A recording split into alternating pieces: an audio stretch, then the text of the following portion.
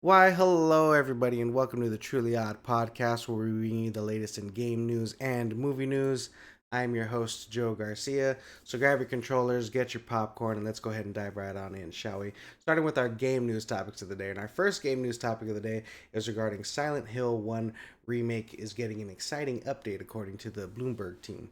Let's go ahead and take a look here at this article from Game Rant. Now, if you don't know who the Bloomberg team is, they are, I believe, the developers behind the Silent Hill 2 remake, and they're currently, which is what this article is about, working on the Silent Hill 1 remake. That being said, guys, let's go ahead and let you guys know what's going on in this article here. Looks like the Bloomberg team confirms that Silent Hill 1 remake is entering the full production, with one of the two main development teams fully dedicated to the project. Following the success of Silent Hill 2 Remake and the praise for the release of Silent Hill F, the series is experiencing creative resurgence, including a movie adaptation in the works. Bloomberg cautions it may be some time before its reveal. Just so you guys know, I think most likely it's the success of Silent Hill F selling, I think, was it 1 million units in the first 4 days of release, and that success definitely got this ball rolling for Silent Hill 1. Now, I know the Silent Hill 2 remake was successful, but as far as its success as Silent Hill F, incomparable. So I'm sure they want to bring this game to the forefront. The good news is I think this game might be coming out sooner than you think. I know that they said that, it might be some time before the reveal, but because they did the Silent Hill 2 remake, it most likely means that they're going to have the assets and everything they need to get the remake done a lot quicker. So we'll probably get it faster than they might think that they get it done. But all that being said, it's interesting that they weren't having full steam ahead on the project till recently. I think they were waiting for Silent Hill F. But let me know what you guys think of this in the comments down below. Are you excited for the Silent Hill 1 remake? And did you enjoy Silent Hill F? Let me know what you guys think. Alright, guys.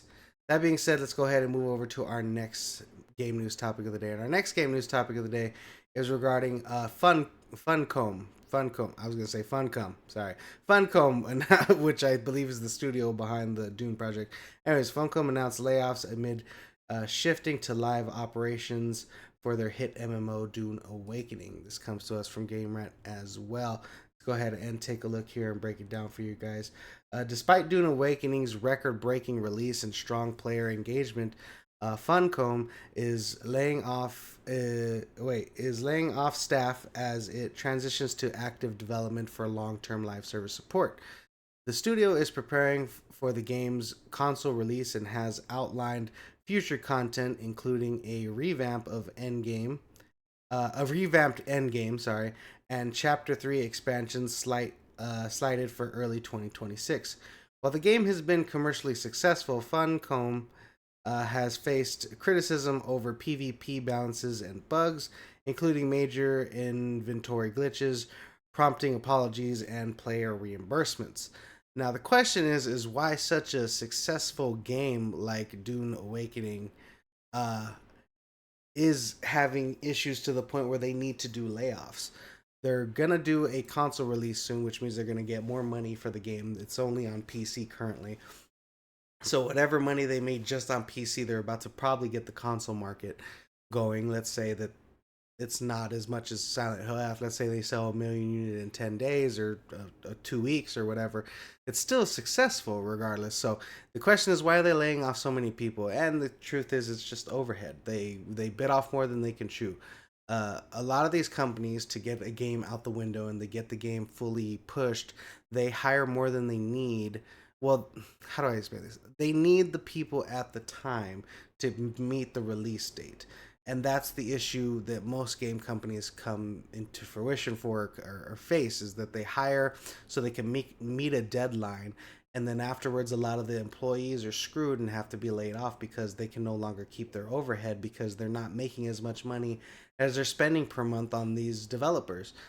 So it's very sad for the developers, and I think this is why the game industry is trying to get unionized at some point, because this has happened ridiculous amount, and it's another ridiculous year in the game industry and their entertainment industry with a lot of layoffs. So Let me know what you guys think of this in the comments down below. Do you think it's kind of ridiculous that they're going to be laying off so many people when this game has been so successful and still has not yet released on the console market? So let me know what you guys think about this in the comments down below. All right, guys. That being said, let's go ahead and move over to our next game news topic of the day. And our next game news topic of the day is regarding Amazon retires Prime game excuse me. Amazon let me try that again. uh, Amazon retries Prime game brand integration benefits into Leon Cloud servers or service. I'm just gonna keep this in because I don't care. Anyways, we're gonna go ahead and take a look at this right here at Gamer. Amazon is continuing its Prime Game brand, shifting in its benefits into free, including free monthly games, Twitch perks, into a Luna Cloud gaming platform. Users will still receive a free Twitch subscription per month, expanded emotes, chat colors, broadcast storage, with no major changes. However, with no major changes to how benefits are redeemed. Sorry, guys. Excuse me. Uh, Similar to the 2020 transition from Twitch Prime, the Prime Game brand aims to streamline services without disrupting user experiences, especially amid competitions like Kick, competitive platforms like Kick. Oh god, dyslexia kicked in hard there, guys. My bad. So essentially, what's going on is they're getting another rebrand. And I think it's interesting that this has been rebranded so many times, and it's still being successful. I guess they're going to be going from Prime Gaming to what is it here? Luna, Amazon Luna, or something of that sort. So very interesting stuff going on over there. Now, I'm not gonna lie to you guys. I have no idea what the service is. I've never used it, nor do I ever plan on using it. Uh, it just doesn't seem like something that would benefit me or that's something that I would utilize for whatever reason. I personally don't like watching people play games, and that's only because I want to play them myself. And that's the truth. Nothing against Twitch streamers, nothing against anyone that does that. I think it's fun, sometimes when they answer questions for people and stuff like that. But just for me, I'm not one to watch people play games personally, so I'm not going to utilize this. But let me know what you guys think about this in the comments down below.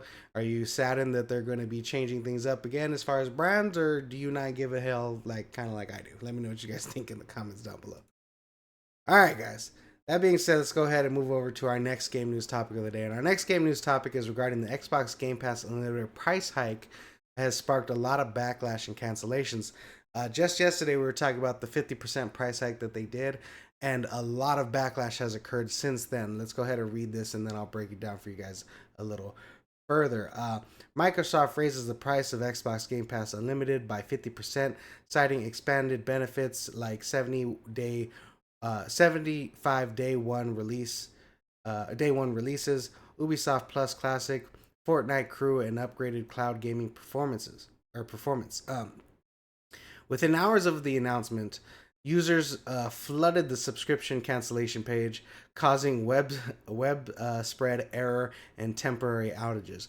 The move adds to growing unease over rising gaming costs, with fans questioning the value of subscription versus buying individual titles amid bordering price hikes across platforms. Now, I think Xbox did something that they usually do, and that's help PlayStation. And let me explain why. So, if you've noticed, a lot of the things that Xbox does, PlayStation kind of takes a little bit of a back foot to it. A great example is when PS4 and the Xbox One was coming out.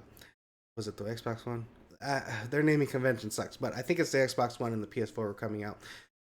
PlayStation kind of just held back before they announced really a lot of things that they were doing on the back end, and then Xbox came forward with always being online, the not being able to share games, and so many other things. And PlayStation then took the fan reaction, and then made adjustment and made changes at their own. Not saying that they were going to implement the same things, but kind of utilized that to their benefit of how they were going to push their advertisement. One of the biggest things was, oh, how do you share games on PlayStation 4? And then they took the game and then they handed it to their friend and there's like, thank you.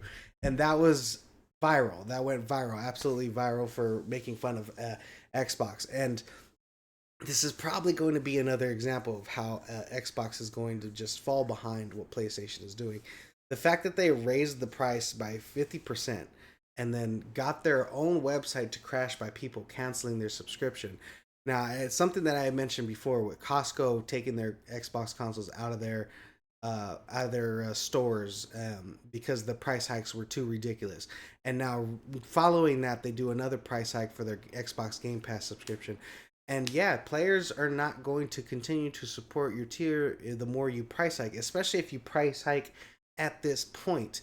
But I think they were probably at a point in their life cycle where they're like, okay, let's do a price hike and see how it reacts, because I think they think players are going to stick around and keep it because they think it's valuable. Now, I personally think it is valuable for the price. $30 a month to be able to get 75 day one games and things like that. It is definitely a valuable purchase. But, you have Netflix you're competing with. You have PlayStation you're competing with. You have Steam you're competing with. You have uh, Disney Plus, you have Hulu. I mean, Disney Plus, Hulu, the same thing at this point.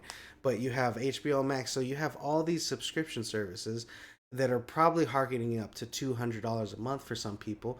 And sometimes a lot of the games you have on your Xbox Game Pass and a lot of the games are available, people don't want to play. I know they have a $400 back catalog, but sometimes players aren't really interested in playing old games, and some of the games that are day one, people aren't interested in playing. So it's a tough call for them, but I think that they are seeing that this is not the way to go. So I'm curious what's going to end up happening if they're going to stick to their guns and just say fuck it and keep the price at what it is and just keep the fans that they have. And then eventually, when the next price hike comes up, they're gonna start charging more, so the people that stay, can make up for the losses that they have retained. But that being said, guys, if you want the full breakdown, here's the tier list. Uh, $10 a month, 50 games. $15 a month, 200 games. $30 a month, 400 games, and then a further breakdown below if you guys are curious. And I think they have other breakdowns like these images here. If you guys are curious at all, what kind of benefits you might get from Xbox Game Passes, Premium, Unlimited, and so on. But I'm just curious to know what you guys think. Were you a person that canceled your subscription? Are you interested in seeing what further things happen to this? But man, what a crazy coincidence that just hours after announcing this, they just got their whole website crashed. It's crazy. All right, guys. That being said, let's go ahead and move over to our last game news topic of the day. And our last game news topic is regarding Starbreeze canceling their D&D project, Baxter, I think it was called, and layoffs, of course, typical in the game industry as of late. But let's go ahead and take a look here at this article from IGN. Starbreeze has officially shut down development for their co-op Dungeons and Dragons game project, Baxter. Despite early momentum in internal playtest, they cited strategic realignment for their reason for canceling their game. Around 44 employees will be laid off, while the remaining Baxter team members will be reassigned to support their Payday project, with Starbreeze calling it their core strength. Of course, that's their core strength. That's the only game they got. With over 50 million players and 420 million in live revenue, Payday will receive investment. Will receive increased investment, frequent updates, and new spin-offs as Starbreeze aims to become cash flow positive by 2026. Now, that last part is really where the problem lies. Cash flow positive. That means that they're cash flow negative, which means they're spending more than they're making. So probably why they canceled this D&D project. Now, I know a lot of people were very excited for this project, and There just goes out the window. I believe this was announced back in 2013. So there's 2 years of work just out the window. And I think it's wild seeing the game industry do this so frequently where they have years and years of development into a project and they just throw it right out the window. Now, I know it's still going to cost a lot of money to develop and a lot of money to finish, but to just completely scrap it is kind of wild to me. I just don't understand. Like, why did you develop it in the first place? Did you not know that it was going to cost you money? Did you not know you'd be cash flow negative when you started development? Or were they hoping to bank on Payday 3 being more successful? I'm not sure. So it's I got so many questions behind what a lot of these studios are doing on their back end. And I think just a lot of higher ups, it's kind of like the film industry recently, where like it's not your money when you're the producer, when you're the storyteller, when you're the director, it's not your money you're spending, it's the studio's money. So who cares? And that being said, you kind of fuck up the project in the long haul, but it's hard to say, what's really happening here. But to have 44 people be laid off from one company is wild. That's a lot of people to be laid off. Now I don't know what departments these people in. I don't know what their positions were, but to have layoffs there and layoffs at Funcom with the Dune people, who knows how many people they're going to be laying off. It's just a wild time to be in the entertainment industry, especially for gaming right now, whereas massive layoffs are occurring. And even Ghost of Yote is dropping today, guys. So it's game day for Ghost of Yote. So I'm not going to be surprised if in a couple weeks we hear that Insomniac Games has let some people go as well. It's just an interesting time to be in the game industry. I know I got laid off back in December, so and I haven't found work since. So that's just how it's been going in the world of video games. But let me know what you guys think of this in the comments down below. Were you excited for this D&D project, and are you sad to see it scrapped to focus more on Payday stuff? Let me know what you guys think in the comments down below. All right, guys, that being said, that does it for our video game news topics. We're going to go ahead and move on to our movie news topics. And our first movie news topic of the day is regarding the new Guillermo del Toro um, Frankenstein trailer, which honestly, the first trailer did not capture me and I did not care about. But this next trailer that they dropped really got me more excited for the game. Now, I can't play it for you guys because YouTube, again, bit of a bitch. But I highly recommend you guys look in the description down below. I'll have links to the articles, to the YouTube videos, if you guys want to check them out for yourself.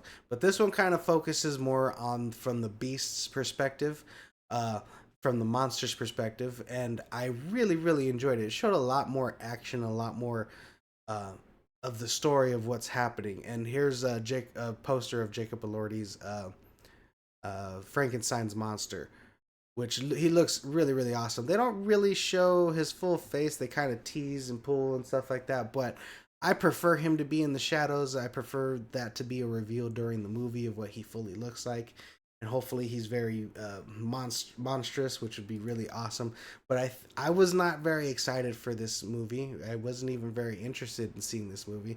But after seeing this last trailer, the marketing department did what they were supposed to do, and they really hyped this movie up for me. Now, I love Guillermo del Toro, and I love all his movies. I love him as a person. He seems like a very fun guy, and his movies are very good. So I was kind of disappointed when I saw the first trailer for this Frankenstein movie, and I'm like, it's not whatever. It's from the perspective of the Frankenstein, the doctor, not really big, but it looks like he really is harkening back to the original and really expanding on the story and really making it just forefront for the monster, for the doctor, for everyone. And I'm excited to see what this movie ends up becoming once I get to see it. But yeah, definitely a great trailer. Let me know what you guys think of it in the comments down below. All right, guys, let's go ahead and move on to our next movie news topic of the day. And our next movie news topic is regarding Quentin Tarantino's Kill Bill: The Whole Bloody Affair. Gets its first nationwide release on December 5th. If you don't know what Kill Bill: The Whole Bloody Affair is, it is a cut of the Kill Bill Part 1 and 2 that makes the movie one whole. So they just put Part 1 and Part 2 together because Kill Bill was never supposed to be two movies. It was supposed to be one movie. And that's what The Whole Bloody Affair is. Let me go ahead and read to you guys what's going on in this article. Lionsgate will release Kill Bill: The Whole Bloody Affair as a seamless version of Part 1 and Part 2, Volume 1 and Volume 2, nationwide for the first time, with screenings in 70 millimeter and 35 millimeter across major markets.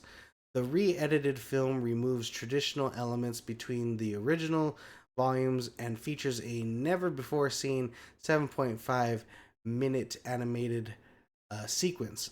I'm wondering if that has to do with uh, oh my god, what's her name?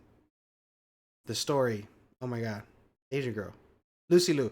I'm curious if that has to do with Lucy Liu's story. I wonder if it expands on that or if it's something else.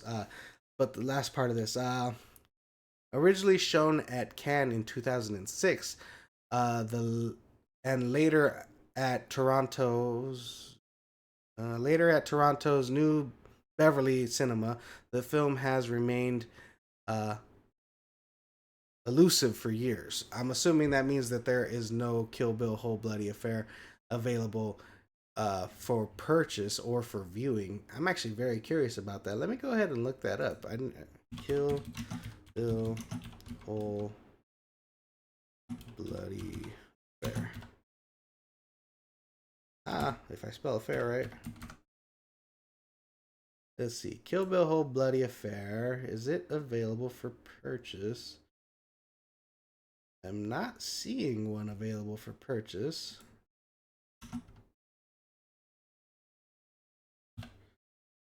Let's see. Purchase. I am not seeing the Whole Bloody Affair available for purchase. Wait. Hold on. There's a Blu-ray here. What is this one? Kill Bill The Whole Bloody Affair Unlimited Edition Blu-ray cover. Okay, so maybe it has been available. Maybe it just never's been released theatrically. But I've never seen the Whole Bloody Affair, so I'd be definitely interested in checking this out. It's going to be released on December 5th. I think it's going to be limited release. Now, I'm not sure if every theater has 70 and 35 millimeter. I'm not sure how exactly that works, but it's going to be exciting to rewatch Kill Bill in theaters. I honestly can't remember if I saw the first ones in theater or if I watched them at home when I was younger. It was so long ago, it's really hard to remember, but I would love to see it for the first time. It would feel like, yeah, I think that's the best part when you have a film that you haven't seen in so many years and you can't remember if you've seen it in theaters or not. Now, I know I saw The Matrix in theaters. So yeah, I don't think I've seen Kill Bill in theater, so I would definitely love to check this movie out in the theater for the first time and watch the whole 3-4 hour event. I think it'd be awesome. I'm probably gonna have to surprise my brother with tickets to this because he is a big Kill Bill fan, so we'll have to see what ends up happening there. But let me know what you guys think. Are you excited to see Kill Bill The Whole Bloody Affair on December 5th in theaters for the first time? Let me know what you guys think. All right, guys, that being said, let's go ahead and move over to our next movie news topic of the day. And our next movie news topic of the day is regarding Justin Long and Kate Bosworth horror comedy Coyotes has been sold to Signature in the UK or for the UK release. Go ahead and take a look here. Now, I've heard great things about this movie so far, at least what I've seen online and things of that sort. Let's see. And I do have some friends that do watch, what are they called? Not, it's, not fan reactions, damn it. Early screenings. They watch early screenings of movies where they kind of give their input about movies and stuff like that. And I've had a friend that's seen this and he seems very interested in checking it out. Now, I don't know if he got an illegal copy of it. I'm not sure. I didn't ask him details. He just told me that this movie was very fun. But let's go ahead and take here. Coyotes, starring the real life couple Justin Long and Kate Bosworth, follows a family trapped between a wildfire and a pack of savage coyotes in the Hollywood Hills, blending horror and comedy and home invasion thrills. Directed by Colin Minila, I hope I'm saying his name right. Anyways, the film the film premiered at Fantastic Fest and has now been picked up for a signature um, picked up by Signature Entertainment for distribution in the UK and Ireland. So it seems like this movie's doing quite successful. I mean, there are a lot of good things I've been hearing about this. So I've just thought it was exciting to see it get picked up because I think this is an indie film, if I'm not mistaken. I know Justin Long and Kate Bosworth kind of did their own thing to get this movie going. So I just think it's exciting to see. And I honestly feel like Justin Long is not better utilized in the film industry. I love Justin Long. I think he can do comedy, he can do romance, he can do horror, he could do like he's just an all around phenomenal actor. And I feel like they have he has not been utilized to his best ability in the film industry. He's mostly been focused on kind of horror, if you ask me. But I want to just see him do more stuff. But let me know what you guys think of this in the comments down below. All right, guys. That being said, let's kind of move over to our kind of main topics for today. And these next two stories kind of go together hand in hand, I guess you can say. And one of them is regarding Elon Musk saying to cancel your Netflix account and urges his followers to do the same. This is in regards to issues with, I guess, transgender propaganda, I guess you could say, on Netflix, or transgender ideologies really showcased on Netflix and stuff like that. But let's go ahead and take a look here. And mind you guys, I'm not very political, but this does have to do with a very, very, very well known entertainment hub. And that's what kind of our next story is. Our next story is also regarding Disney Plus, Hulu, and ESPN losing over 1.7 million subscribers due to the Jimmy Kimmel fiasco. But we're going to kind of break them down. And, anyways, just bear with me. Elon Musk urges his followers to cancel Netflix for the health of your kids on Wednesday, citing that Dead End Paranormal Park was the reason for this. Anyways, alleged remarks by the show creator Hamis Steele condemning activist Charlie Kirk after his death. In, intensified the controversy, prompting further calls for cancellation. Steele denied the celebration of Kirk's death and claims Netflix has not currently promoted the show, which aired for 2 seasons at the end of 2022. Now, because of this, we don't have the exact numbers of how many people have canceled Netflix, but what we do have is some numbers regarding the stock drop. Oh wait, do I have the wrong? Oh yeah, the stock was down 2% on Wednesday for Netflix, and I think it has continued to kind of fluctuate between there and there. A lot of things going on X regarding this. This is not okay, which is a scene from the film, and it's been all over the internet as of late.